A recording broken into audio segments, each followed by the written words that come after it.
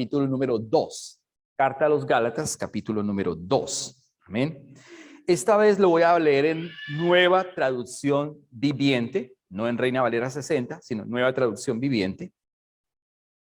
Y usted me sigue en la lectura, por favor. Todo el capítulo número 2. Pero vamos desde el 2 hasta el 10 y luego seguiremos del 11 en adelante. Amén. Ok. Dice la palabra en el nombre del Padre, del Hijo y del Espíritu Santo. Amén. Luego de 14 años, más tarde, regresé a Jerusalén. Esta vez con Bernabé y Tito. También vino. Fui a Jerusalén, verso número 2, fui a Jerusalén porque Dios me reveló que debía hacerlo durante mi tiempo allí. Me reuní en privado con los que eran reconocidos como los dirigentes de la iglesia y les presenté el mensaje que predico a los gentiles.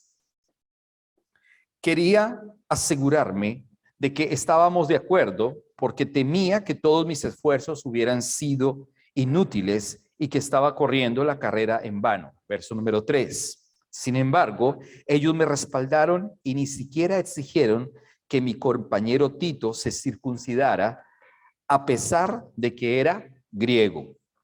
Versículo 4. Incluso esa cuestión surgió solo a causa de algunos que se dicen cristianos falsos, cristianos en realidad, que se habían infiltrado entre nosotros, se metieron en secreto para espiarnos y privarnos de la libertad que tenemos en Cristo Jesús, pues querían esclavizarnos y obligarnos a seguir los reglamentos judíos. Versículo número 5. Pero no nos doblegamos ante ellos ni por un solo instante. Queríamos preservar la verdad del mensaje del evangelio para ustedes. Versículo número 6. Los líderes de la iglesia no tenían nada que agregar a lo que yo predicaba. Dicho sea de paso, su fama para nada me afectó. Dicho sea de paso, dicho sea de paso, a mí no me afectó para nada, porque Dios no tiene favoritos. Verso 7. Al contrario, ellos comprendieron que Dios me había dado la responsabilidad de predicar el evangelio a los gentiles, tal como le había dado a Pedro la responsabilidad de predicar a los judíos. Pues él mismo, verso número 8, pues el mismo Dios que actuaba por medio de Pedro, apóstol de los judíos, también actuaba por medio de mí, apóstol de los gentiles. Verso 9. De hecho, Santiago, Pedro y Juan, quienes eran considerados pilares de la iglesia, reconocieron el don de Dios que me había dado y nos aceptaron a Bernabé y a mí como sus colegas. Nos animaron a seguir predicando a los gentiles mientras ellos continuaban su tarea con los judíos. La única sugerencia que hicieron fue que siguiéramos ayudando a los pobres, algo que yo siempre tengo deseos de hacer. Muy bien. Esta primera parte es bien rápida. No vamos a hacer mucho énfasis en esta primera parte. Lo importante es que Pablo está diciendo que después de que él recibió la revelación con relación a lo que Cristo le había hablado, que fue cuando él iba camino a Damasco, ¿se acuerda que quedó 3 días ciego? En esos 3 días el Señor le habló, le reveló y un personaje llamado Ananías se presenta ante él porque Dios lo ha enviado para que hable con él y para que ore por él y además él reciba nuevamente la vista física. Después de que eso ocurre, ¿se acuerdan que él se fue para dónde? Para Arabia. Y en Arabia duró ¿cuánto tiempo? 3 años. Algunos eruditos dicen que ese tiempo fue después. Si fuera así, se nos hubiera convertido en 17 años. 14 más 3, 17. Pero él está diciendo, después de 14 años, regresé ¿a dónde? A Jerusalén. Imagínense que él durante 14 años no había ido a Jerusalén, pero después de 14 años, pasan 3 años en Arabia está haciendo una obra, en Arabia está predicando, en Arabia está teniendo más conocimiento de la palabra, y luego él se regresa ahora sí a Jerusalén después de 14 años, dice la palabra, y se encuentra o se reúne con los líderes prominentes de la iglesia naciente, porque no había establecido todavía relación con ninguno de ellos, ¿sí? Y él más adelante está diciendo claramente que esta vez fue con Bernabé y Tito, que también vinieron con él, y fui a Jerusalén porque Dios me lo reveló para hacer durante mi tiempo allí. Me reuní en privado para reconocer a los dirigentes de la iglesia en Jerusalén. ¿Quién era el supervisor o el obispo de la iglesia de Jerusalén en ese momento? El hermano de Jesús, Jacobo, el hermano de Jesús. Y obviamente Pedro y otras personas, otros personajes estaban predicando en todo Jerusalén. Pedro va, se encuentra con ellos, pero él también, acuérdese que este capítulo de Gálatas 2 está muy ligado a Hechos capítulo número 15, que es con relación al primer, ¿qué? Concilio de Jerusalén. Concilio de Jerusalén. Está muy relacionado, porque lo que Pablo va a decir durante este capítulo es que muchos personajes que dicen ser cristianos se metieron al interior de las iglesias para traer un evangelio que no es, que es incorrecto, colocando cosas que no son verdad. Y es lo que Pablo va a decir precisamente en el Concilio de Jerusalén, lo que es y lo que no es, lo que se debe dejar y lo que se debe quitar. Para eso era el concilio. Es importante que entendamos eso. Entonces él dice en el verso número 2, en la parte final, está diciendo: quería asegurarme que estábamos de acuerdo porque temía, dice él, temía que todos mis esfuerzos hubieran sido inútiles y que estaba corriendo la carrera en vano. O sea, ¿qué quiere decir Pablo? Pablo está diciendo: mire, yo he predicado el evangelio de Cristo, pero yo me estoy cerciorando si lo que yo estoy predicando va conforme a lo que la iglesia de Jerusalén también está, ¿qué? Predicando. Porque si no, entonces estamos hablando de dos evangelios completamente, ¿qué? Diferentes. ¿Ustedes creen que la iglesia en Jerusalén estaba predicando correctamente? Sí, sí estaba predicando correctamente. Lea bien el texto. Lo que pasa es que habían unos que se habían, ¿qué? Muy bien, colado. Esa es la palabra. Se habían introducido, pero ellos estaban predicando correctamente. Pablo también. Él dice que tenía un temor que no sea que lo que él estaba enseñando era diferente a lo que estaba enseñando la iglesia de Jerusalén, pero no era diferente. Que algunos se habían colado, como dijo Paola, que algunos se habían introducido, entonces cambiaron o estaban cambiando, ¿qué? El evangelio. Pero no era que estaban predicando falsedad. Miren lo que dice Pablo más adelante. Dice en el verso 3: sin embargo, ellos me respaldaron y ni siquiera exigieron que mi compañero Tito se circuncidara a pesar de que era griego. Note usted, ¿quiénes respaldaron a Pablo con la predicación? Pues los jefes de la iglesia de Jerusalén. ¿Quiénes? Jacobo, Bernabé, Pedro, lo respaldaron, o sea, dijeron: está bien. Ahora, ellos le dijeron a Tito que se circuncidara. Tito era ¿de dónde? Griego, no era judío. Entonces, como Tito era griego o era gentil, no era judío, si ellos estuvieran predicando un evangelio diferente, ¿qué le hubieran dicho a Tito? Circuncídese. A Pablo no, porque Pablo era ¿qué? Judío. Pablo ya estaba circuncidado y él era precisamente un hombre que estaba haciendo toda la ley, pues en su carne, pero la estaba haciendo de alguna manera. Pero resulta que no es así. Entonces, usted se da cuenta con este dato que la iglesia de Jerusalén sí estaba predicando el evangelio correcto. Y Pablo lo está entendiendo también, pero hay algunos que se mezclaron, lamentablemente, y están enseñando algo que no es verdad. Y eso pudiese también ocurrir hoy, ¿sí? Que dentro de nuestra iglesia o en la iglesia se esté predicando el evangelio correcto, pero hayan personas que estén predicando un evangelio que es incorrecto. Que si se predica el evangelio de la salvación de Jesucristo, estemos colocando dentro de la iglesia unas cargas. Y si alguien está colocando cargas o diciendo cosas de la ley, está fuera del contexto bíblico, ¿sí? Eso puede ocurrir.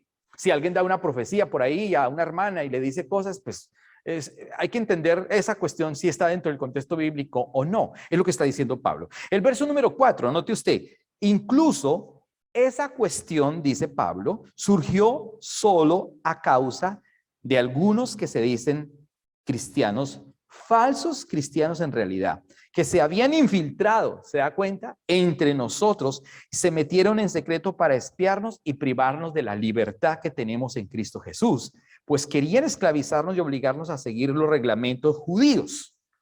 Ahí estamos dándonos cuenta que Pablo está diciendo, note usted, la iglesia está predicando la verdad. Yo también tengo un temor que no sea que estemos hablando un idioma diferente, pero no es así. Sin embargo, hay unas personas que se mezclaron y nos quieren ¿qué? Obligar a ¿qué? A esclavizarnos nuevamente al estado de la ley o a hacer cosas nuevamente, a regresar al pasado. ¿Sí? Ya no podemos regresar al pasado. Ya usted tampoco puede regresar al pasado, ni religioso, ni siquiera de su vida conductual. Su vida conductual quizás en el pasado fue turbulenta, pero si ya usted está en Cristo, ¿para qué la trae a colación hoy? A manera de testimonio, puede que sí, pero de lo contrario no puede traerla a colación hoy, porque entonces usted está regresando ¿a dónde? Al pasado. Usted se está trayendo un muerto, un muerto. Imagínese usted. En la época de Jesús, las personas eran castigadas muchas veces en la ley colocando un muerto de verdad, no estoy diciendo mentiras, un muerto de verdad. Amarraban un muerto, se lo colgaban en la espalda de esa persona y esa persona tenía que vivir con ese muerto.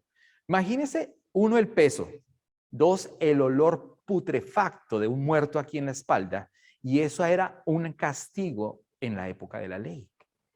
Y eso es lo mismo que si usted trajera a colación su pasado o traer también la ley a nuestras vidas hoy. Eso es lo que Gálatas está diciendo. Pablo está diciendo en la carta a los Gálatas, no traiga a colación ni se ponga ese muerto aquí atrás, porque ese muerto ya que huele mal.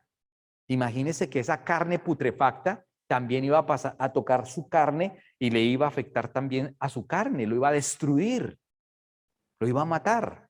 ¿Y qué es lo que hace la ley? Pues matar, maldecir. Pero la gente a veces no entiende el concepto, la gente por eso se confunde y dice, pero al fin, ¿qué? ¿La ley es buena? Sí, pero cumple un propósito. Pero al fin, ¿quién? ¿La ley quién la trajo? ¿Dios o Satanás? ¿O quién trajo la ley? Pero no estamos entendiendo a veces el concepto. Pablo está hablando esa parte precisamente, que hay unos que se metieron aquí para obligarnos nuevamente a volver a esa esclavitud, a esa ley, a esas normas. Sin embargo, le está diciendo, pero la iglesia en general sí está hablando la verdad. Luego está diciendo que querían esclavizarnos o obligarnos a los reglamentos judíos. Note usted lo que dice aquí, a los reglamentos judíos. Esclavizarnos nuevamente a los reglamentos judíos. Imagínese usted, volver otra vez a toda esa 969 mandamientos. ¿Quién va a hacer eso? Pues nadie puede hacer eso. Son unos reglamentos humanos. Vuelvo y le repito, como hablábamos ayer en la clase con los alumnos, el Shabbat, solamente usted guardando el Shabbat ya es un reglamento judío. No es un reglamento, no es la gracia. Pero ellos lo hacen ver como algo que sí, que es santo, que trae santidad. O sea, si yo guardo el sábado, soy santo. Lo hacen ver así. Pero resulta que no es así. La ley era para la ley. Ya no es para la gracia. Luego está diciendo en el verso número 5, por favor, 5. Pero no nos doblegamos ante ellos ni por un solo instante. Pablo dice, mire, nosotros no nos doblegamos ante esas doctrinas falsas. O sea, nosotros también como iglesia no podemos doblegarnos ante doctrinas falsas, erradas, porque si nos doblegamos ante esas doctrinas, estamos también mezclándonos de la misma manera. ¿Sí? Si nosotros no denunciamos, nos doblegamos y admitimos entonces también tales cosas. Tenemos que denunciar. Si usted no denuncia, usted también, si usted se queda callado, usted está pecando porque se queda callado. Si usted ve que una persona le está pegando a una mujer, al esposo le pega a la mujer todos los días y usted se queda callado, y usted ve que la mujer pide ayuda pero nadie le colabora y usted ve que le están pegando a esa persona, el esposo, ¿usted qué haría? Como la canción, ¿usted qué haría? Te dice, pobrecita, ¿se pone a orar por ella? Yo no oraría por ella. Ni tampoco me le digo pobrecita. Yo llamo a la policía. Denuncio al tipo. Lo denuncio. Pero a la gente no le gusta eso. Entonces la gente dice, yo no me meto en esos problemas porque esos son problemas maritales. Eso allá ellos. No, si yo veo que están matando a una mujer y el esposo le pega unas trillas y nadie hace nada por ella, yo no me pongo a hacer guerra espiritual ni a orar por ella. Yo llamo a la policía. Hay cosas donde uno no debe orar y hay cosas donde uno debe actuar. Pero hay gente que hace lo contrario. Yo no sé si el Señor a usted le ha dicho, haga tal cosa y se pone a orar. Cuando Dios le dijo a Moisés, pégale, háblale a la roca, no le dijo, oiga, órele a la roca, dele 4 vueltas a la roca, o 7, o 11. Ore a ver si cae, si sale agua. No, dijo, háblele. Y él fue a hablarle y se confundió y le pegó. Pero tomó una decisión. O sea, él no se puso a orar ni a ayunar. Hay gente ahí, hay muchos cristianos que se ponen a orar y a ayunar por cosas que no tienen valor ni sentido. Hay momentos donde uno tiene que tomar ¿qué? Decisiones. Y eso es lo que Pablo está diciendo. Hay que tomar decisiones. Entonces dice aquí, pero no nos doblegamos ante ellos. O sea, Pablo tomó una decisión radical. No nos doblegamos ante falsas doctrinas. No nos doblegamos ante falsas enseñanzas. No nos doblegamos. Patricia nos compartía ayer Castaño de que algunas personas puedan hablar y decir, ay, tenemos que ser todos igualitos. Ay, tenemos que, si la doctrina tradicional es linda, hay que decir que la doctrina tradicional es linda. Si la doctrina adventista dice tal cosa, tenemos que estar de acuerdo con la doctrina adventista. Eso iría en contra no de lo que pensamos, sino iría en contra de lo que la palabra de Dios dice. Y tampoco estamos diciendo que somos los únicos y los sobrados. No, aclaro. Estamos diciendo que estamos predicando sobre la palabra verdadera. Y sobre esa palabra verdadera e interpretada correctamente es la realidad que se debe vivir. No el concepto de la iglesia XXX ni del pastor XXX. Porque si nosotros hacemos una amalgama de una iglesia, de una doctrina bautista, adventista, mormona, católica, evangélica, la que sea, se hace la amalgama, eso se transforma en un ¿qué? Adefesio espiritual. Y al final se convierte en lo que se llama ecumenismo, que además está en la palabra. El ecumenismo va a pasos agigantados. Es una unión de miles de religiones de cabezas demoníacas y lo que va a salir es un gran demonio, una gran adefesio. Pero la iglesia verdadera tiene que estar parada y eso es lo que Pablo está diciendo. No nos ¿qué? Doblegamos. No nos doblegamos. Que porque usted tiene un amigo que es lindo y hermoso, pero ese amigo no comparte lo que usted está predicando, que no es usted, sino es la palabra, y entonces usted se doblega. Mire, yo tengo en Colombia tengo un gran amigo, ¿no, mi amor? El rabino Yain Gutiérrez. Un amigazo. Ustedes lo conocieron. Rabino Yain es un señorazo. Lo admiro, lo quiero y lo respeto. Y Dios lo usa.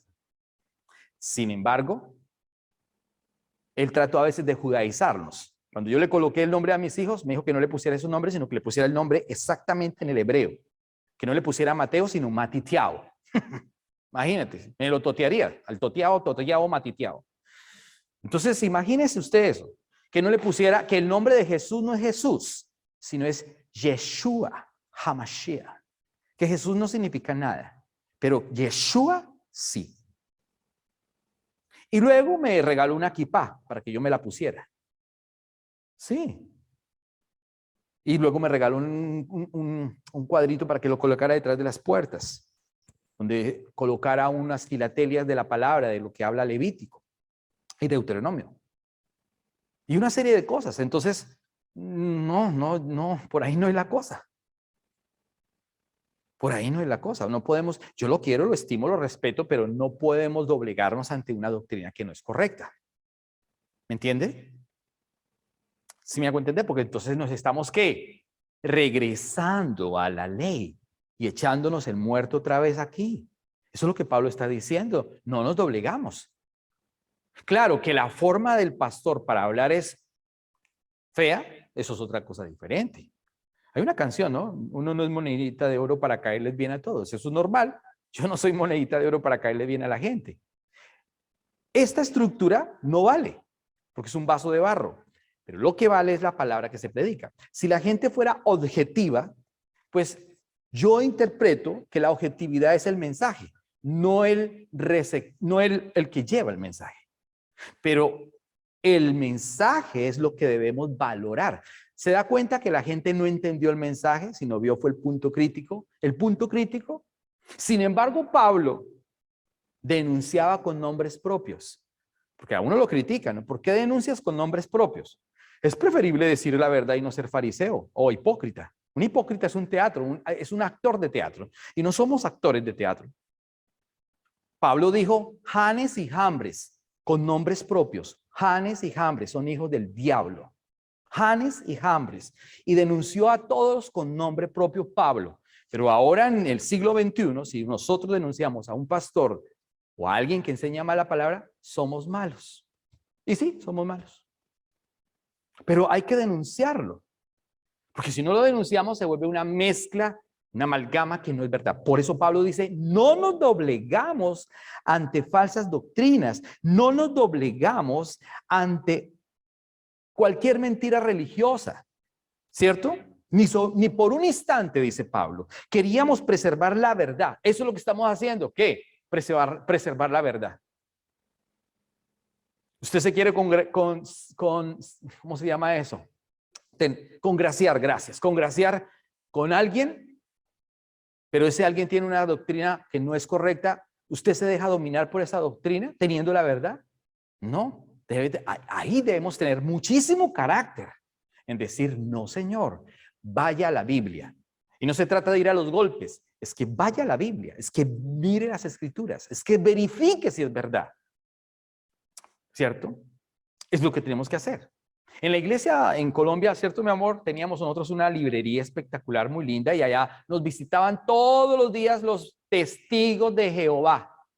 Todos los días. Y como teníamos un café también en la librería, entonces ofrecíamos el cafecito y charlábamos. Llegaban las personas, los testigos de Jehová, con una... Ustedes lo ven, o sea, son muy lindos. Es que son lindos. Ustedes ven a los testigos de Jehová, son lindos. Son su vestido de paño, bien organizado, las mujeres lindas, una forma, sí, y una risita. Buenos días, señor, ¿cómo me le va? Por aquí visitándolos de la iglesia de los testigos de Jehová. ¿Usted nos puede regalar 5 minutos? Solo 5 minutos, por favor. Así son. Y pues claro, yo nunca le iba a cerrar la puerta a un testigo de Jehová. Bienvenidos, sentémonos, nos tomamos un café. Les ofrecíamos un café, ¿o no, mi amor? Un cafecito, nos sentábamos y charlábamos, delicioso. Y empezaban a hablar, dice, hoy vengo a hablarle del evangelio, vengo a hablarle de la palabra. ¿Usted tiene Biblia? Me decían, claro, sacaba mi Biblia. Eso es como un esgrima, ¿no? Esgrima, ¿no? ¿Se han visto la esgrima? En guardia, ¿no? Tan, tan. ¿Sí? A ver quién, hay una belleza, eso es espectacular. Lo que pasa es que no hemos tenido el ejercicio. A mí me encantaría, imagínate aquí en Canadá, aquí en London, en este auditorio, ay, yo sueño con eso, o en cualquier auditorio, poner a todos los pastores bautistas, adventistas, mormones, los latinos de aquí, de la iglesia latinas, aquí en London, aquí, a todos, y mi persona también, aquí todos, y todo un auditorio con una gama de preguntas. Excelente sería una gama de preguntas del nombre de Jesús, de la salvación, de todos preguntando y tener un tiempo espectacular, un día entero con almuerzo incluido. Y todos mirando qué es verdad y qué no es verdad. ¿Qué pasaría? Sin pelear, ¿no? Sin discutir, pero haciendo apologética de la palabra. Eso sería maravilloso. Eso fue lo que Pablo hizo en el Areópago en Atenas. Él dijo claramente, os veo que ustedes son muy religiosos, os veo que son grandes filósofos, os veo que son los epicúreos, os veo que son gente muy doctada, con cosas importantes, muy cultos. Os veo que tiene toda la mano de dioses aquí y veo el nombre del Dios no conocido al cual yo predico, pero ustedes no lo... ¡Ay, qué hermosura! Y a veces pasa eso, que predicamos a un Jesús que la gente no conoce. Pero la palabra es bellísima. Por eso Pablo dice, no nos doblegamos. No nos doblegamos. Es lo que tenemos que hacer. Si usted conoce la palabra, ayer hablábamos en la clase, ¿no? Si conocemos la palabra, usted tiene la certeza. Si no tiene la palabra, ¿cómo va a ser? Si los testigos de Jehová, imagínense que empezaban ellos a hablarnos un tema, X tema.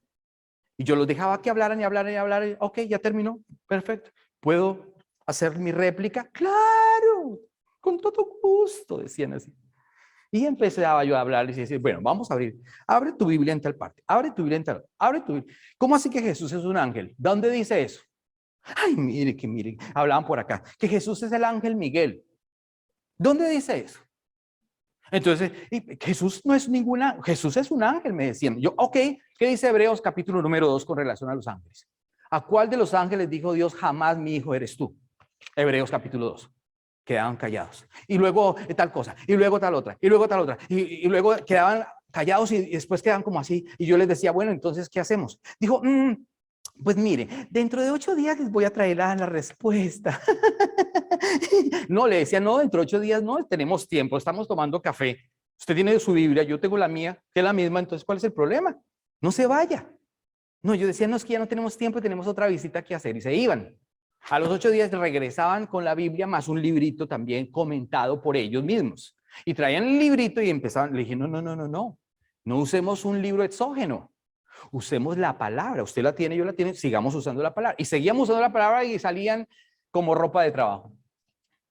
Vueltos nada. ¿Sí o no, mi amor? No es mentira. No por orgullo del hombre, por orgullo de la verdadera palabra. Y eso es lo que Pablo está diciendo. Es lo que Pablo está diciendo. No nos doblegamos ante los conceptos humanos ni religiosos. Vayamos a la palabra si es verdad. Eso es apologética, con respeto, con altura, con dignidad, pero con verdad bíblica, no con peleas. Porque la gente piensa que yo soy un peleón. No, es con la palabra, con la palabra. Somos revolucionarios, sí, pero con la palabra. De lo contrario no tiene sentido. Eso es lo que Pablo dice. En el verso número 6 dice, los líderes de la iglesia no tenían nada que agregar a lo que yo predicaba. Dicho sea de paso, su fama de grandes líderes a mí no me afectó para nada porque Dios no tiene favoritos. O sea, date cuenta. O sea, lo que ellos comunicaron a Pablo no era nada nuevo, era lo mismo. O sea, que no tenían ¿qué? Diferencias, eran igual. ¿Sí predicaban correctamente? Sí. Pablo también, sí, pero habían unos cuantos que se metieron para dañar la doctrina. Es otra cosa diferente. ¿Entiende usted? Por eso dice, ellos no me comunicaron nada nuevo. Todo era igual. Pero tampoco me afectó su renombre de obispos. La palabra obispo es eso, supervisor. Pero no me afectó en nada que eran los jefes, el jefe de la iglesia en Jerusalén. No me afectó en nada. O sea, eso a mí me tiene sin cuidado, dijo Pablo. Por eso cuando usted se encuentra con un gran pastor, un super teólogo, un super, pues ¿en qué nos va a afectar? En nada. Si usted tiene la palabra del Señor, va a ser superior a lo que ese gran teólogo dice. No tiene valor. Hoy en día, la teología hoy en día está basada en la teología alemana. Hoy en día. La teología alemana. Imagínese usted. Eso es lo que se está manejando hoy. En la crítica textual literaria, los grandes teólogos, los grandes escritores, los grandes eruditos. Y la iglesia se confunde. Y por eso es que cuando la iglesia entra, cuando en la iglesia se dice que el suicidio no tiene problema, es un concepto de esos grandes teólogos, dice que no se afane que si usted se suicida, se va para el cielo. De los grandes teólogos. ¿Sí? Los grandes teólogos dicen que Moisés no escribió el Pentateuco. Es el concepto de los grandes teólogos de la crítica textual literaria, pero porque nosotros o la gente no está contextualizando la verdad, entonces le dan más valor a lo que dice la crítica textual literaria de la escuela alemana, pero no a la palabra de Dios. Eso está por encima la palabra de Dios, de lo que diga cualquier hombre, incluyéndome a mí. Es la palabra de Dios, es la palabra del Señor, la única verdad. Cuando nosotros entendemos eso es otra cosa completamente. Por eso usted es libre, usted es libre, usted es libre. Amén. Usted es libre. Si no, usted estaría en una carga. Pero a la gente le encantan las iglesias con carga. A la gente le gustan las iglesias que tienen carga. Les fascina y están llenas las iglesias que tienen carga. Pero las iglesias que son libres, nosotros somos una iglesia libre. Libre desde la palabra. Aquí no hay cargas.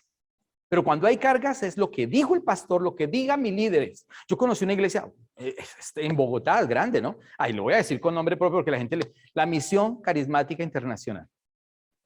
La Misión Carismática Internacional le dice a usted, si usted es una persona que asiste a la Misión Carismática Internacional y usted tiene una novia y se va a casar porque ya tiene edad para casarse y va a tomar una decisión, usted tiene que consultar con su líder. Y su líder tiene que consultar a otro líder y ese otro líder a otro líder hasta completar los 12. Cuando completa los 12 llega a una pirámide que es el pastor de esos 12. Y el pastor de esos 12 tiene que comunicar al pastor del grupo general o del ministerio. Cuando todo eso ocurra y el pastor del ministerio, el pastor de los 12, del 11, el 10, el 9, el 8, el 7, llega el primero y todos digan que sí, que usted se puede noviar o que se puede casar con esa persona, ahora sí usted toma una decisión. Eso se llama lobotomía espiritual. ¿Qué es la lobotomía? Es una cirugía que le hacen a las personas en el cerebro para que no piensen. Es una cirugía de verdad, verdad. Le abren el cerebro y le sacan una partecita para que usted no tome decisiones. Eso se llama lobotomía. Pero en las iglesias también se hace lobotomía espiritual para que usted no piense y usted no tome decisiones personales. Usted tiene que consultar todo lo que usted va a hacer. ¿Con quién se va a casar? ¿Qué tal yo consultar eso? Yo haber consultado con mi pastor y el pastor y los líderes, si me caso con la que hoy es mi esposa. ¿Se imagina eso? O sea que le quitan a uno la posibilidad de pensar, lobotomía. No tiene voluntad, le quitan la voluntad. Y eso pasa en nuestras iglesias cristianas.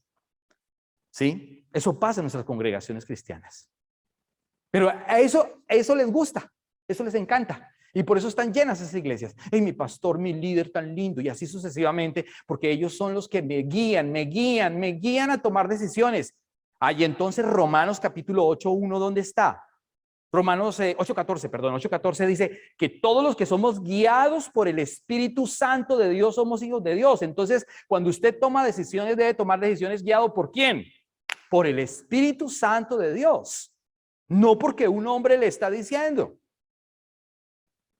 Eso pasa en nuestras congregaciones hoy. Y si usted hace parte de esos 12, le dan mercadito. Si usted no hace parte de esos 12, no le dan mercadito. Eso es una cosa aterradora, ¿no? Eso es lo que llama la Biblia el Señor Jesús, odio a los nicolaitas, odio el nicolaísmo, que es una pirámide. Eso es lo que ocurre en nuestras congregaciones, pero a la gente le encanta eso. En la iglesia libre no hay pirámide, porque Cristo es el centro y nosotros somos las piedras que están alrededor de él. Aquí nadie es la estrella es él. Por eso la Biblia dice que él es la estrella resplandeciente de la mañana. Ni el pastor, ni ningún servidor, nadie es la estrella aquí. En las iglesias tradicionales hay una pirámide. El pastor, la pastora, el pastor de la alabanza, el pastor de los jóvenes, el pastor de las danzas, el pastor de los chicles, el pastor de la cooperativa, el pastor todo es pastor. Ministerio de chicles, ministerio de cooperativa, ministerio de danzas, todo es ministerio. La Biblia me habla de ¿cuántos ministerios? 5. Pero todo el mundo se inventó unos ministerios. Ministerio del baño. ¿Quién va hoy a servir en el ministerio de baños?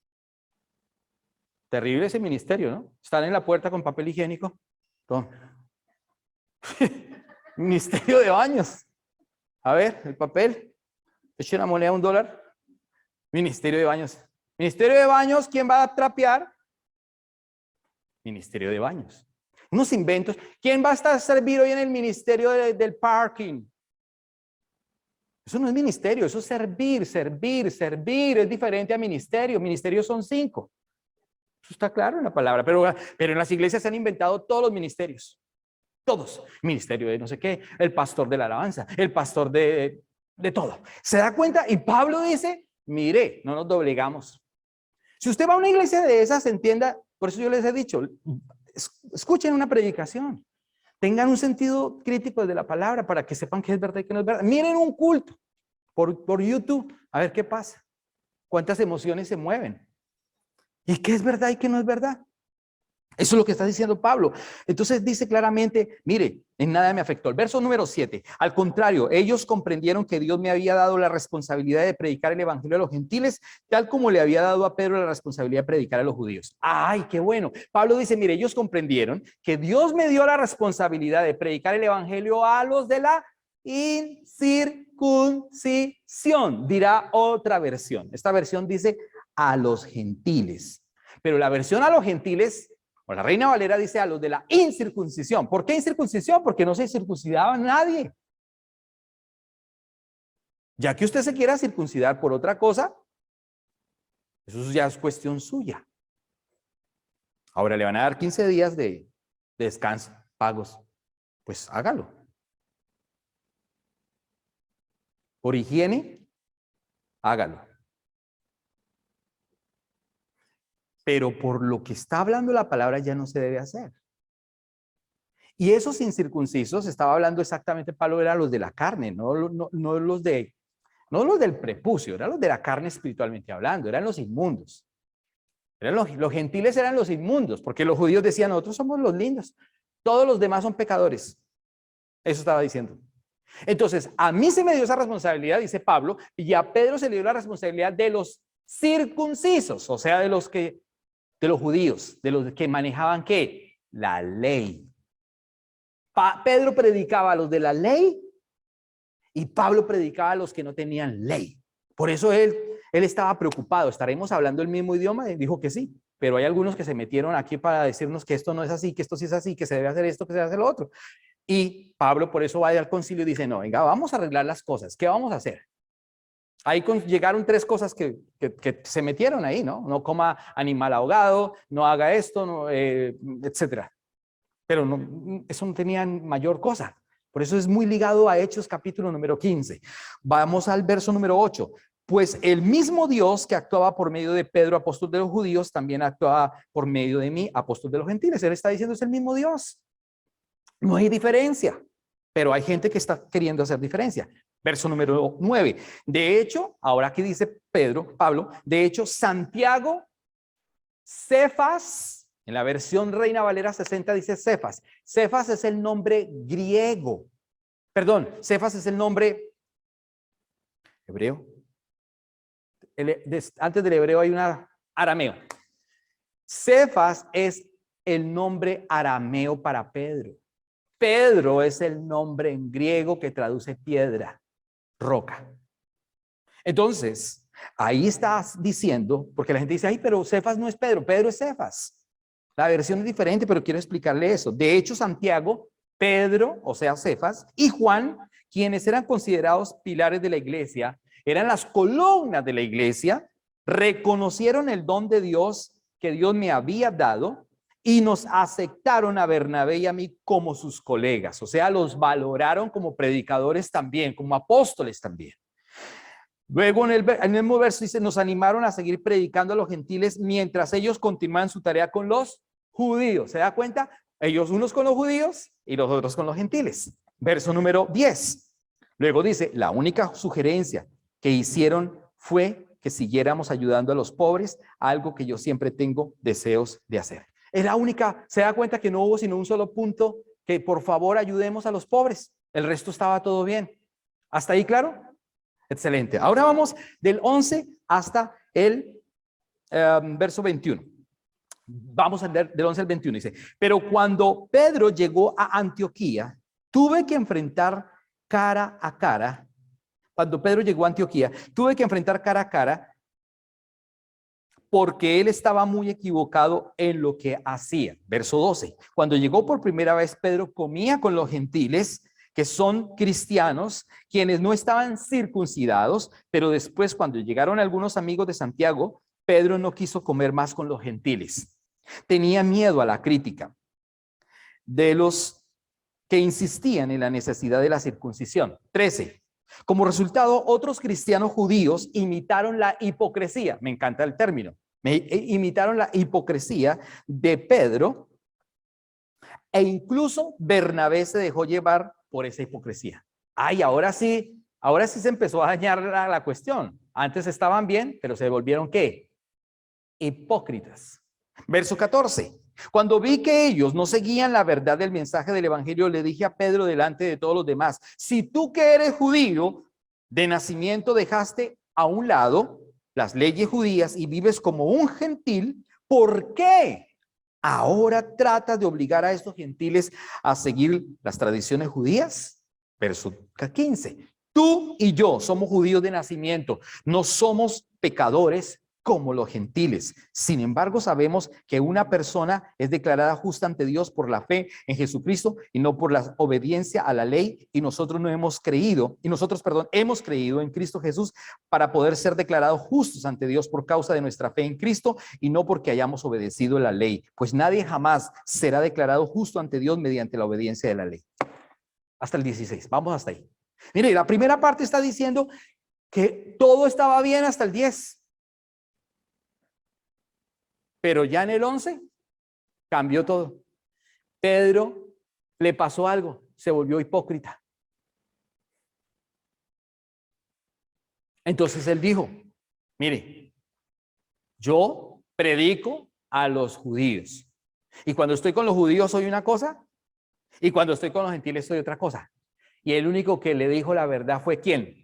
Pablo. Pablo lo confronta. Se da cuenta que hay una divergencia doctrinal, no personal, sino doctrinal.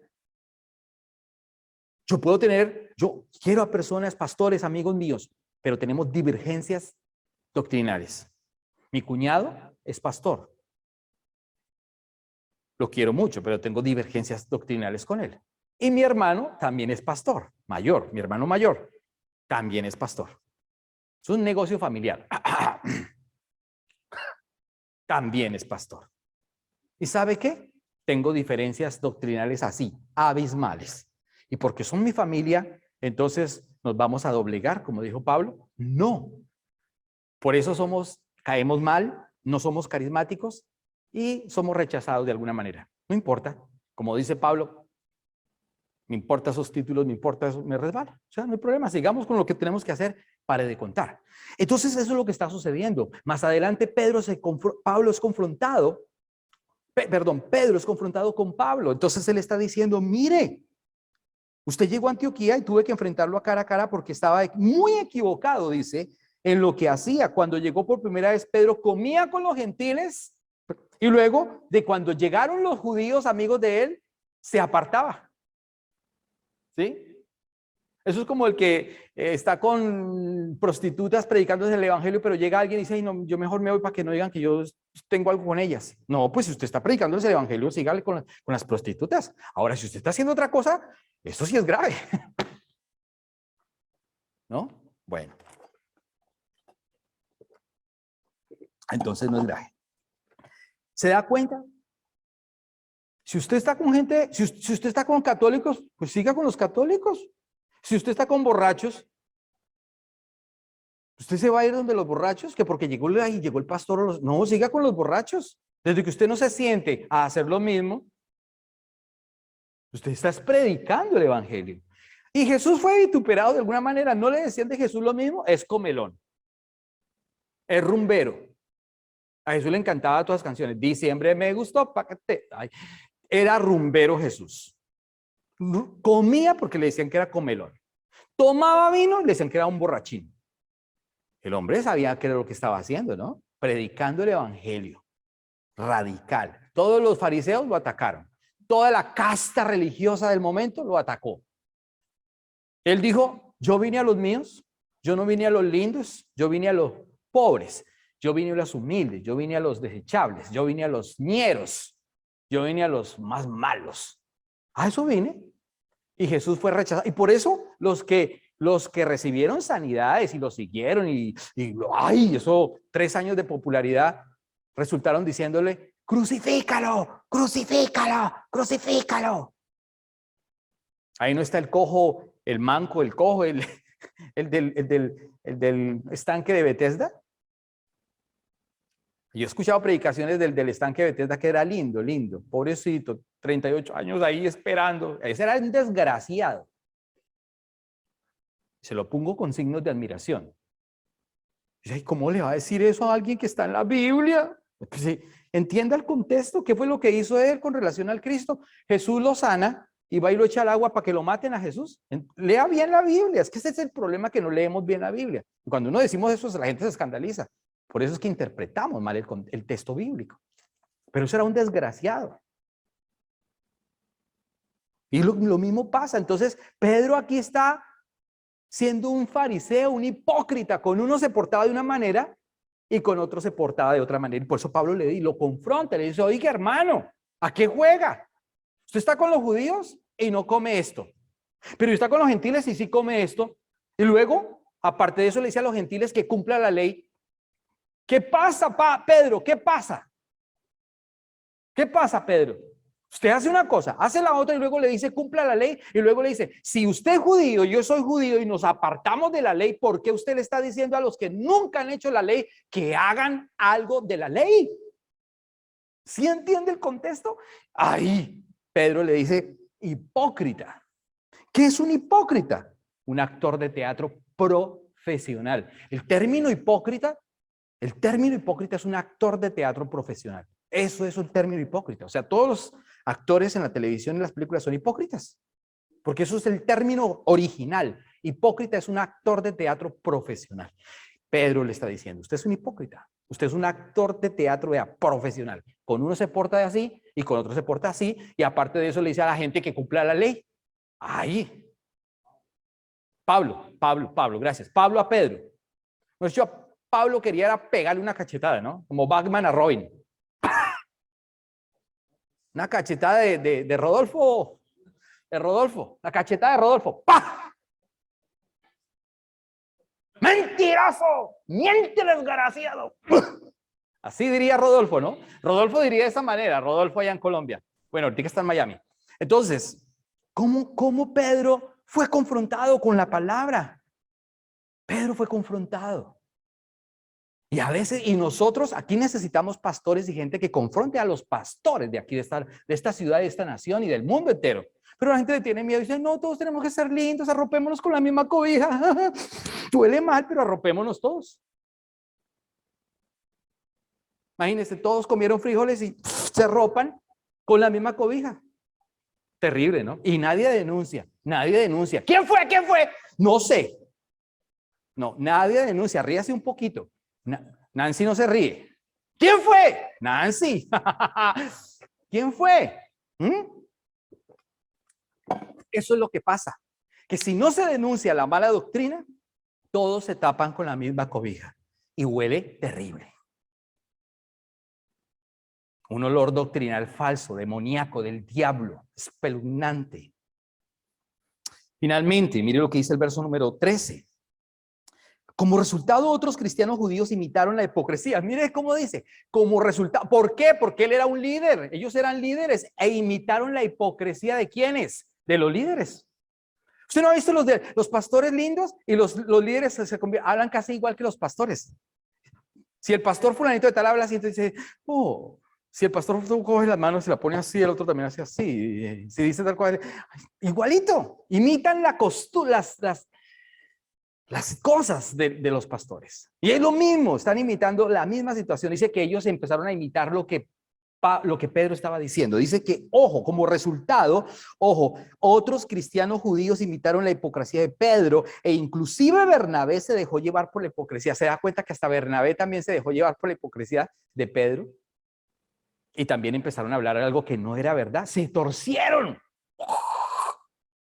Yo conozco ministerios buenos y excelentes que nacieron bien y con el tiempo se fueron, ¿qué? Torciendo. Qué triste, ¿no?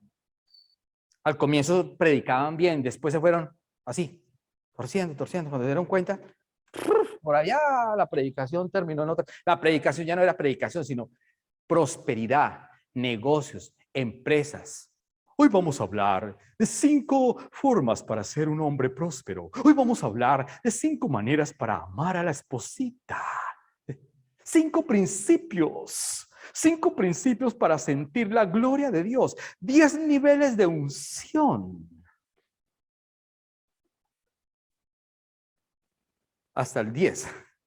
Ay, Eso es lo que, ¿sí o no? 10 niveles de unción. ¿Dónde dice eso en la Biblia? Pero la gente anota y dice, ¡ay, qué predicación, pastor! 10 niveles de unción. No, no, no, no. Esas son las cosas que hay que denunciar. No seamos hipócritas. Eso es lo que dice Pablo con relación a Pedro y Bernabé y todos sus secuaces. ¿Qué es la unción? La unción es que usted y yo tenemos al Espíritu Santo habitando dentro de nosotros. ¿Ya? ¿Esa es la unción? Pero la gente se inventa unas enseñanzas torcidas, 10 niveles de unción. Y si usted no llega ni al tercero, ¿qué vamos a hacer? Malos, nos descalifican. ¿Entiende usted lo que estamos hablando? Eso es lo que está diciendo la palabra, nos descalificarían. Bueno, verso número 14. Cuando vi que ellos no seguían la verdad del mensaje del evangelio, le dije a Pedro delante de todos los demás. ¿Se da cuenta que fue delante de todos los demás? Si tú que eres judío, él no se lo dijo aparte, sino delante de todos los demás. Si tú que eres judío de nacimiento dejaste a un lado las leyes judías y vives como un gentil, ¿por qué ahora tratas de obligar? ¿Se da cuenta? Tratas de obligar a estos gentiles a seguir las tradiciones judías. Tú y yo somos judíos de nacimiento, no somos pecadores como los demás gentiles. ¿Se da cuenta que los judíos decían que los demás eran qué? Pecadores. O sea, una persona que no estaba haciendo ¿qué? La ley. Muy bien. Todos aquellos que no estaban haciendo la ley eran ¿qué? Pecadores. Eran completamente descalificados. Luego dice, sin embargo, sabemos que una persona es declarada justa. Aquí el verso 16 me encanta. Dice, sin embargo, sabemos que una persona es declarada justa ante Dios por la fe en Jesucristo y no por la obediencia a la ley. Pablo dice, mire, no es por la ley, no es por las obras, no es por comer, no es por guardar el sábado, no es por ir al domingo, no es por ir el sábado, no es por ir el martes, no es por ponerse la falda, no es por nada de eso. No es porque usted vaya a la chiquita, a la grande, no, no, no, no. No es porque usted ofrende o no ofrende, diezme o no diezme, no es por eso, tampoco. Porque hay iglesias que dicen que si usted no ofrenda se va para el infierno. Tampoco. ¿Se da cuenta? Porque eso se volvió fue el negocio. Tampoco. Entonces, no hay nada de la ley, nada que nos esté obstaculizando la salvación a nosotros. Pero mucha gente está hablando de ese tema. Dice que es por la fe en Jesucristo y no por la obediencia a la ley. Y nosotros hemos creído en Cristo Jesús para poder ser declarados, ¿qué? Justos ante Dios por causa de nuestra fe en Cristo y no porque hayamos obedecido la ley, pues nadie jamás será declarado justo ante Dios mediante la obediencia a la ley. ¿Por qué somos salvos? Porque hemos creído en Jesucristo. Hay gente que tiene fe, muchas personas tienen fe, pero la pregunta es ¿en dónde ponen la fe? Porque la gente dice, yo tengo fe en San Gregorio. Y la gente se sana. Espíritus de seducción. Dice, yo tengo fe en la Virgen de Fátima. Ay, yo tengo fe en XXX personaje. Sí, es verdad. Póngale, como dicen por ahí, póngale fe, póngale fe, póngale fe, póngale fe, póngale fe, póngale fe. Pero resulta que no, la Biblia no habla de salvación con relación a nadie de esos, sino solamente con la salvación es con la fe en Jesucristo.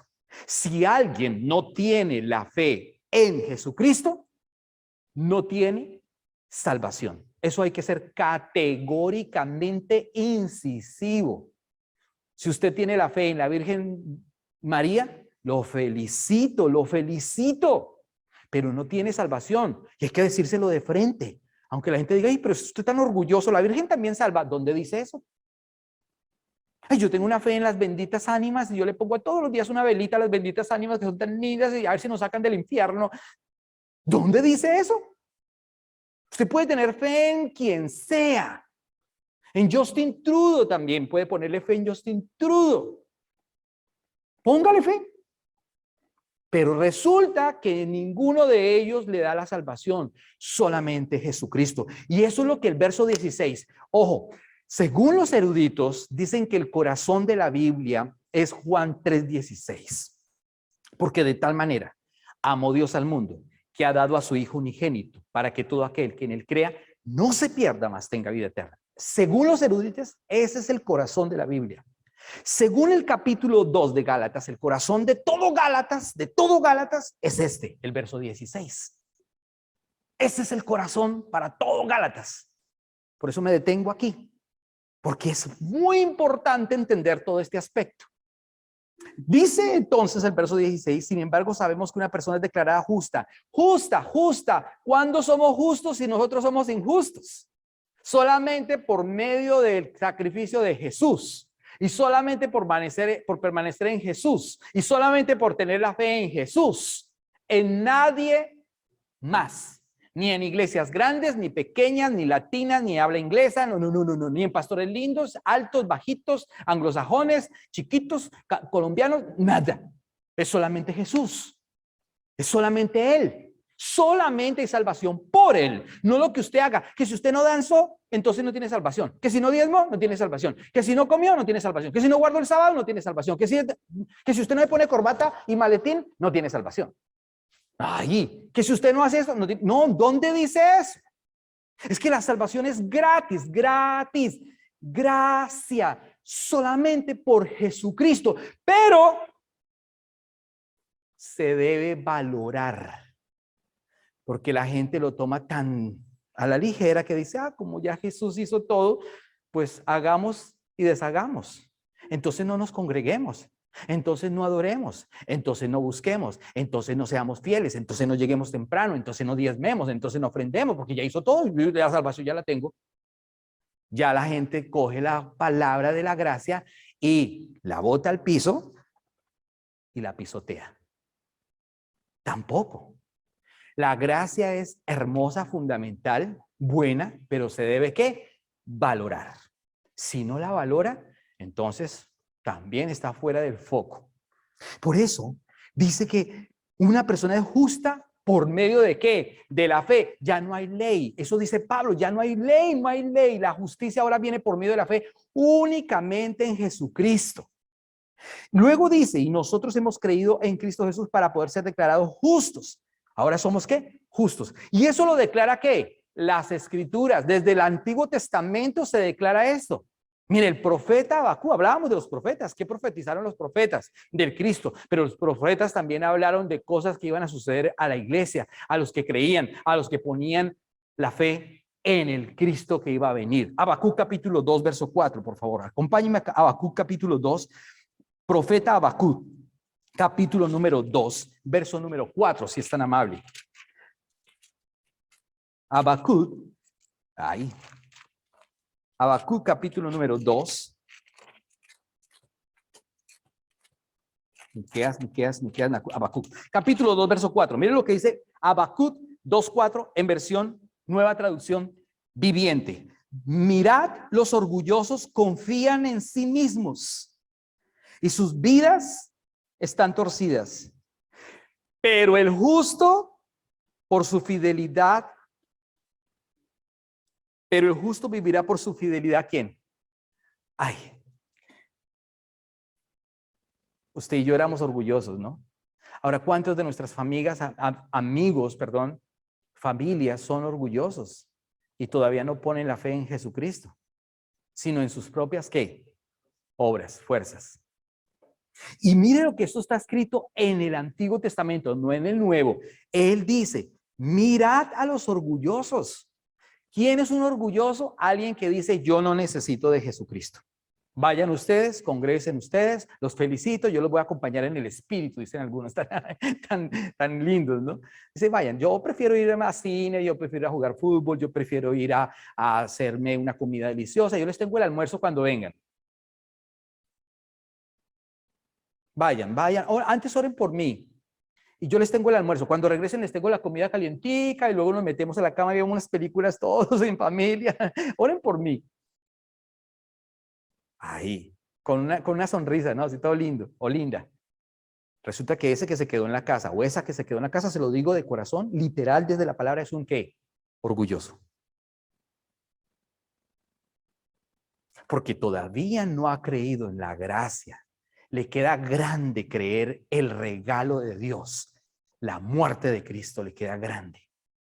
Y él piensa que su justicia de ser bueno y lindo o buena y linda y amorosa y que da mercado y hace todo lo bueno en la casa, se va a salvar. no tiene salvación. Se lo aseguro, se lo aseguro. Usted dirá, ay, ¿qué tan? Yo soy un juez. No, no soy juez, no soy juez. Pero desde la palabra le aseguro, esa persona no tiene salvación. ¿Por qué? Porque no ha entrado a la gracia en Cristo Jesús. Ojo, que tenga una promesa para ser salvo es otra cosa diferente. 2, que Cristo murió también por esa persona, también, porque Cristo murió por todos, pero él tiene que tomar una decisión. Quito el orgullo y vengo a Cristo y tengo una genuflexión, no solo de rodillas, sino de mi espíritu. Y cuando entiendo que Él es mi salvación, cuando entiendo que Él es mi Salvador, todo mi orgullo se va al piso, mi conocimiento y mi vanidad se cae. Y entiendo que la gracia es superior a mi justicia y a toda la ley religiosa que yo pueda hacer. Eso es lo que la palabra declara. Y Habacuc dice, confían en sí mismos. Note usted, yo no me lo estoy inventando. Confían en sí mismos porque son buenos. Y sus vidas están, ¿qué? Torcidas.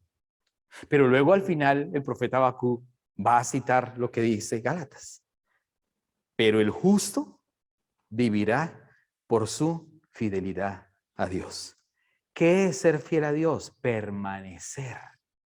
¿Cuántos se quedaron hoy? ¿Cuántos no están en Cristo? ¿Cuántos ya no quieren conocerlo? ¿Cuántos no vienen a congregarse?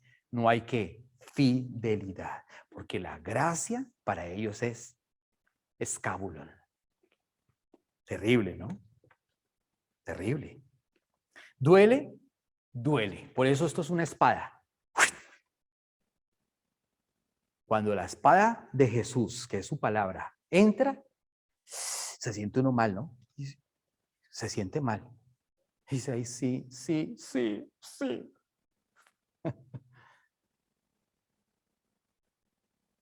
Pero cuando la espada sale, empieza a producir vida. Y si hay cambios, entiende que Él es el único medio de salvación. Yo no entiendo por qué la gente es tan obtusa. ¿Por qué es tan obtusa? Si Él es el Salvador, ¿por qué no lo buscas? Pero la gente es obtusa. Efesios capítulo 2, por favor, verso número 8. Vaya conmigo a Efesios capítulo 2, verso 8. Por eso le estoy hablando del corazón de Gálatas. Efesios capítulo número 2, verso 8 y 9. Mire, por favor, Efesios 2, 8 y 9. Si este concepto queda claro hoy, aquí, en este capítulo 2, wow, ya con eso tenemos bastante. Efesios capítulo número 2, verso 8 y 9. Mire lo que dice en esta versión. Dios los salvó por su gracia cuando creyeron. ¿Qué se necesita? Creer. Si alguien no se congrega es porque no ha creído.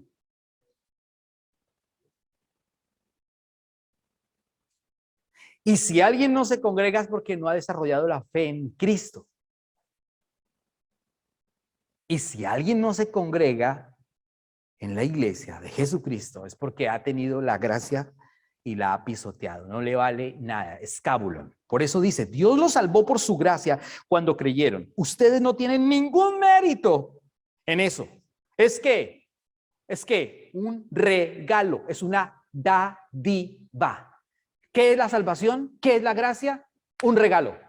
La gente salva porque va a la mejor iglesia.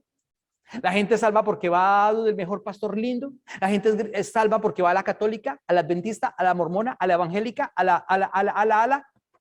No, la gente salva por esto, por esto. No, dice que no hay ningún mérito. La gente salva porque cree en los angelitos. Ay, yo tengo los angelitos, ángel de mi guarda, dulce compañía, no me desamparen ni de noche ni de día. Ay, qué angelitos. La gente salva porque cree en los ángeles. La gente salva porque adora a los ángeles. Si Hebreos es claro, ¿a cuál de los ángeles dijo Dios? Jamás, mi hijo, eres tú. No adore a los ángeles, adore al Señor de señores, Alfa y Omega, principio y fin, primero y último, la estrella resplandeciente de la mañana, el cordero inmolado que murió en la cruz, derramó su sangre por amor a usted, por amor a mí, el regalo eterno. La gracia eterna. Y por eso nuestra fe es y está puesta y desarrollada en el Cristo. No en la religión, no en los hombres, y no en el concepto ni teológico, ni filosófico, ni somático, ni nada de eso. Es en Cristo. Y por eso le está diciendo, ustedes no tienen ningún mérito, es un regalo, regalo. Por eso los islámicos, los musulmanes, piensan que la gracia es basura, escabulón, porque ellos no entienden. Para los musulmanes tienen que hacer Ramadán, fiestas, ayunar, latigarse, flagelarse, para tener salvación, para que Alá se compadezca de ellos. Cuando el Padre Eterno ya se compadeció del mundo, primera de Juan 3:16. Y solamente la entrada de salvación es Jesucristo, es la puerta de entrada a las ovejas. Si otro entra por una puerta que no es Cristo, ladrón y transgresor se hace, dice la palabra. Si usted entra por una puerta que no es la puerta que se llama Jesús, llegará al cielo. Sí va a llegar al cielo, sí va a llegar al cielo. Y cuando llegue al cielo, va a haber una fiesta. Y en la fiesta usted va a estar vestido de la manera incorrecta. Y cuando Jesús le diga, amigo, ¿cómo entraste aquí a esta fiesta? ¿Quién te invitó? No estás vestido correctamente para una boda. Entonces Jesús va a decirle a sus sirvientes, que son ¿quiénes? Los ángeles. Vengan, sáquenlo. Este no está vestido para boda. Era una apariencia. No estuvo bajo mi gracia, ni bajo mi sangre, sino bajo sus conceptos religiosos. Sáquenlo y échenlo fuera. Allí será el lloro y el crujir de dientes, porque no creyó en la gracia, en el Cristo. ¿Entiende usted? Esto es una hermosura, entender la palabra es una belleza. Por eso está diciendo claramente la palabra en Efesios, que es un regalo. El verso número 9, por favor, el 9, rápidamente. La salvación no es un premio por las cosas buenas. ¿Se da cuenta?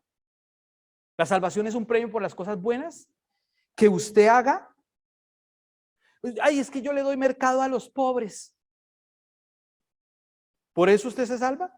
Ay, es que nosotros le llevamos dinero allá donamos mucho dinero a Salvation Army, porque es que Salvation Army, es que nosotros llevamos comida al food bank, somos tan lindos, tenemos salvación, le damos comida a los pobres.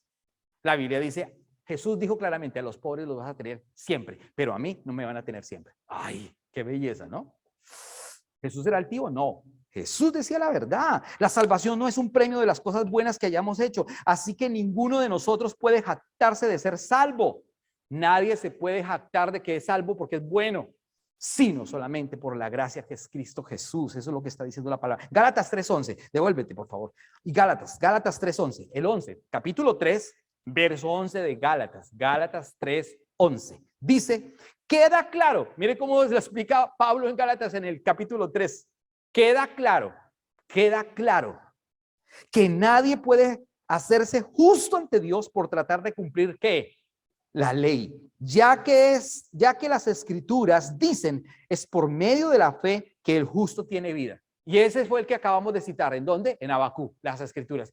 Es por medio de la fe, no es por el cumplimiento de ninguna situación.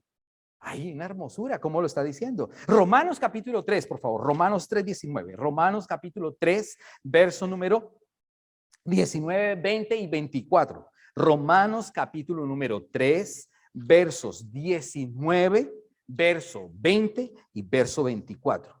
Verso 19 de Romanos 3. Obviamente la ley se aplica a quienes fue entregada. ¿A quiénes fue entregada la ley?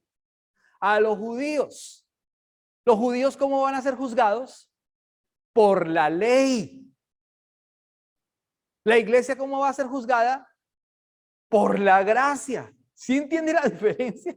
Por eso le está diciendo, obviamente que la ley se aplica a quienes fue entregada porque su propósito es evitar que la gente tenga excusas y demostrar que todo el mundo es culpable delante de Dios. Claro, la ley también es necesaria para los gentiles, hasta el punto de reconocer que ya es Cristo el que me salva. Solamente me lleva hasta Cristo. ¿Ya?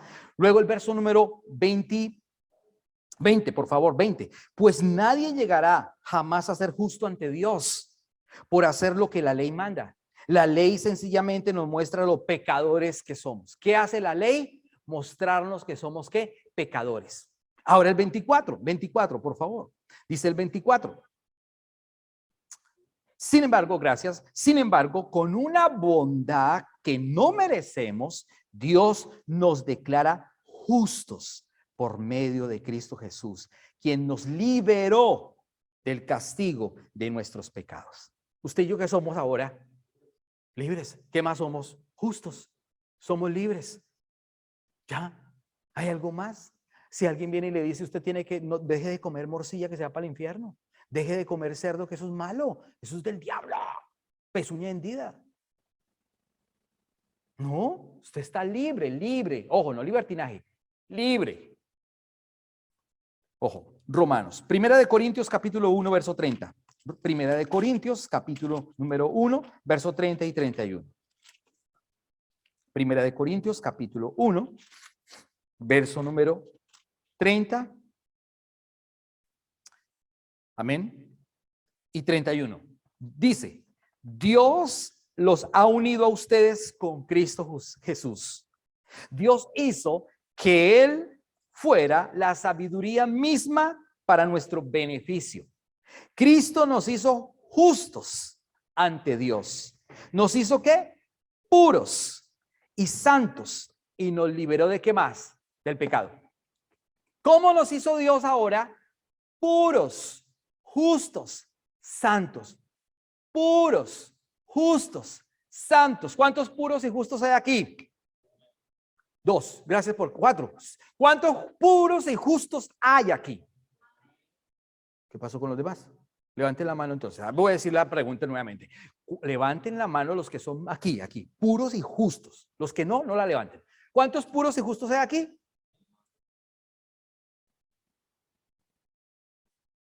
Patico está escribiendo. Ay, necesito, pura y justa. Yo necesito mirar quiénes son justos y quiénes no. Quien no es justo, bájela. ¿Por qué usted toma la Santa Cena? Ya pueden bajarla. Gracias. ¿Por qué usted toma la Santa Cena? Porque Él nos hizo puros y justos. Ay, por eso Él dice, vengan todos. No hay mire, Jesús es hermoso. Él dice, no hay acepción de personas. ¿Usted cree en mí? ¿Usted permanece en mí? ¿Usted tiene fe por mí? ¿Por el regalo? ¿Por la gracia? ¿Me amas?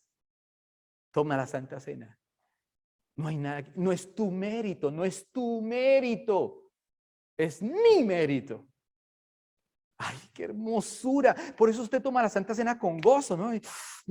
Señor, gracias, soy salvo por tu mérito. Dice, no, es que anoche peleé con mi esposo y me pegó una cachetada y lo odio. Pero estoy aquí con mi Señor, no tomo la Santa Cena. ¿Ese está en dónde? En la ley. No ha entendido. Sigue en la ley. Injusta, es una injusta.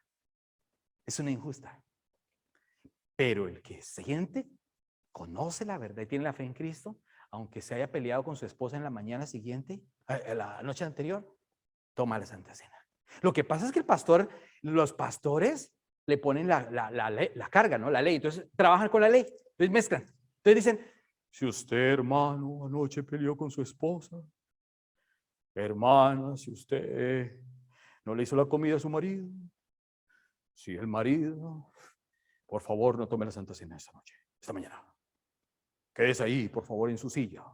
Si usted no es bautizado, no ha bajado las aguas, se queda ahí en la silla. Si usted no está casado, legalmente, quédese en la silla. Sí, dicen. Si los de la alabanza y todos están mal, disciplina aquí, en primera, eso es disciplina. Y a todos, ¿no? Y luego pasan los santos, ahora los que son lindos, bautizados, los que ya pagaron el curso, pasen a la Santa Cena. Y los otros ahí sentados y, ay, sí, sí, porque peleé con mi esposo anoche, no puedo tomar la Santa Cena. Se da cuenta que en nuestras iglesias le ponen ley y gracia, ley y gracia. El pastor tiene acepción de personas. Y Jesús, ¿qué dice? Vengan todos, los mancos, los cojos, los malos, los buenos. Si usted ya creyó en mí, si usted tiene el regalo que soy yo, si mi sangre te salpicó, ¿por qué no vienes? ¿Por qué te quedas en casa? ¿Por qué no crees en mi gracia y la pisoteas? Para ti es escábulo, estiércol. Solo para los que vienen y tienen relación conmigo, son los que entienden que es un regalo. Qué hermosa es la palabra. Esto es una maravilla. Por eso el verso número 1:30, estamos en el 30, perdóneme. Perdón. 31, gracias. 31. Por lo tanto, como dicen las escrituras, si alguien quiere jactarse, que se jacte solamente ¿en dónde? En el Señor. ¿En dónde nos jactamos? En el Señor. Él lo hizo, Él lo hizo, Él lo hizo. Usted y yo somos iguales. Usted y yo somos iguales. No hay ninguna y apóstol, tan lindo el apóstol. ¿Cuál apóstol? Usted es igual que el que se dice ser apóstol. Usted es igual que el gran pastor, reverendo, doctor, conferencista internacional. Una mano de títulos. ¿Qué dijo Pablo? Eso es escábulo. Somos iguales porque la sangre de Cristo nos limpió. Uy, cómo huelen de mal, ese negrito huele mal. Si ese negrito que huele mal, también lo lavó Cristo. Quizás tenga el cuerpo un poquito sucio porque no tiene agua o jabón, pero su espíritu está perfecto, puro, santo. ¿Quién lo lavó? Cristo. La gracia. Ese negrito. Uy, es que esos Chinese huelen a pescado. Hacemos una cara así.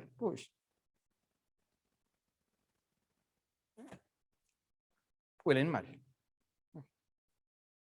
Pero esos Chinese, si están en Cristo, son una belleza. Igual que nosotros, lavados por la sangre del Cordero. Si ese Chinese no está en Cristo, huele a pescado y huele a todo. Eso sí, no hay nada que hacer. Está perdido. ¿Entiende usted? Es una belleza. Tito, ya vamos a terminar. Tito, capítulo número 3. Estoy hablando solamente del versículo 16 porque ese es el corazón de Gálatas. Todos estos versículos es con relación a ese versículo 16, 17, 16. Tito, capítulo número 3, por favor. Tito está después de Timoteo, ¿no? Tito, capítulo número 3, verso número 7. Tito, capítulo número 3, verso número 7. Y luego Romanos, y aquí terminamos por hoy. Tito, capítulo número 3, verso número 7, dice, ojo, por su gracia Él nos declaró ¿qué? Justos. Y nos dio la seguridad de que vamos a ¿qué? A heredar ¿qué? Mire, se lo voy a leer otra vez. Porque es que hay gente que no lo asimila, no lo comprende. El verso 7. Por su gracia, por su regalo, por lo que Él hizo, no por lo que usted es o tiene. Por lo que Él hizo, nos declaró justos y nos dio la ¿qué? La ¿qué? Seguridad, certeza. ¿Usted es salvo? Hay muchos cristianos que dicen, pues a mí me falta mucho todavía. No, ¿usted es salvo? ¿Usted es salvo? ¿Usted es salvo? Eso, seguridad. No diga, pues no sé, yo creo que el pastor sí. Así dicen algunos. Sí, dicen, yo creo que el pastor sí, porque él sabe mucho. No. Usted es salvo, usted es heredero de la salvación. Usted va para el cielo. Claro que algunos van para el cielo y van llorando. como el refrán, va para el cielo y va llorando. ¿Sí? Usted va para el cielo directamente, el tiquete ya lo compró mi Señor con su sangre. Usted va para el cielo. Ay, esto de entender este evangelio es una maravilla. Dice, por su gracia Él nos declaró justos y nos dio la seguridad de que vamos a heredar la vida eterna. Aleluya. Y finalizo con Romanos 8:1 y nos ponemos de pie, por favor. Romanos capítulo número 8, póngase de pie. Romanos capítulo número 8, verso número 1. Romanos capítulo 8, verso número 1.